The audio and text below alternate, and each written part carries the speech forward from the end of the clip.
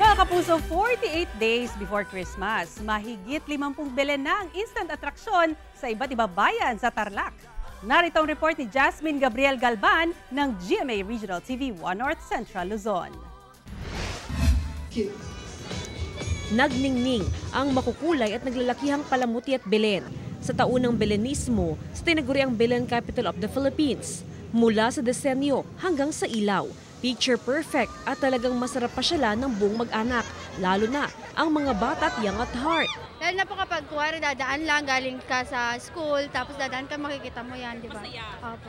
Maganda naman po kasi po ngayon na lang po kami makakaranas na makanood ulit ng Belen.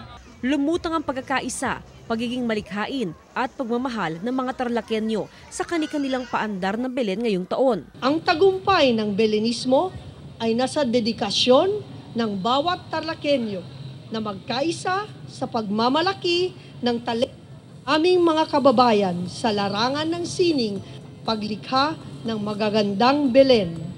Ang Belen na gawa ng AFP, bamboo-inspired na simbolo raw ng katangian ng bawat Pinoy na hindi nagpapatalo at sumusuko sa anumang laban sa buhay. Meron ding gawa sa recycled materials at iba pang disenyo at konsepto. Naging panauhing pandangal sa aktibidad si DND Secretary Gilberto Chidoro Jr. So sama-sama ho tayo. And ito po ay napakabuting pakay.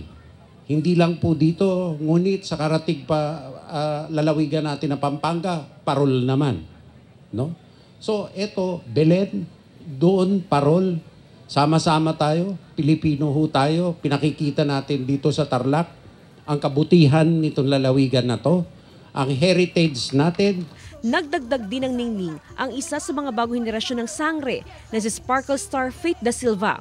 Sa kabuuan, 53 Belen mula sa iba't ibang mga bayan at pribadong sektor ang nakibahagi sa 16th Belenismo sa Tarlac.